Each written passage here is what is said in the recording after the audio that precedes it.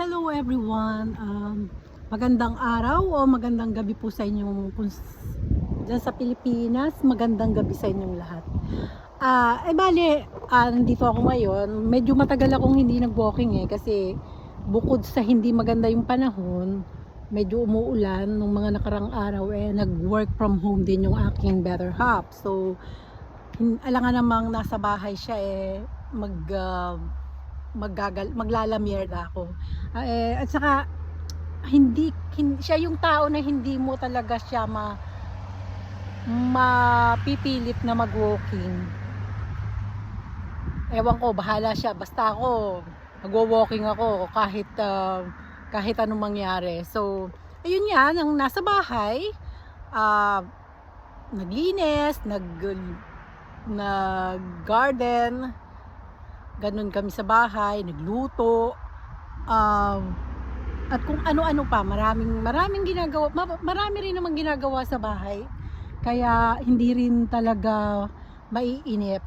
Ngayong araw na to, since wala naman akong kasama sa bahay, nag-walking ako, bale, mula sa bahay, 37 minutes ako, hanggang dito kung matatanaw nyo, lahat po ng natatanaw nyo, yan,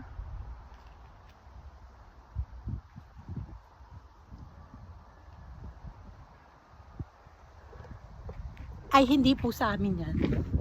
Hindi ko alam kung sino may-ari ng farm na yan, ng mga farm na yan. Bale, yan pong farm na yan, ang nakatanim ay wheat.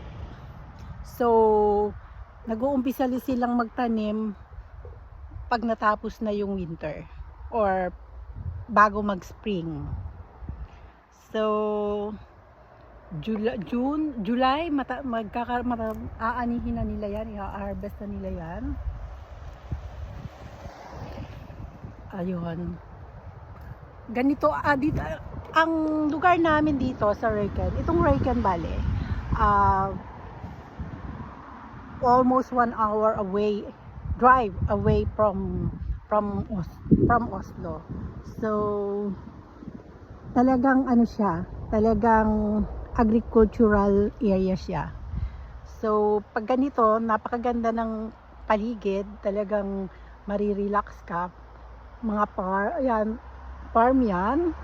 farmhouse. At dun sa kabilang side ay marami pang farm.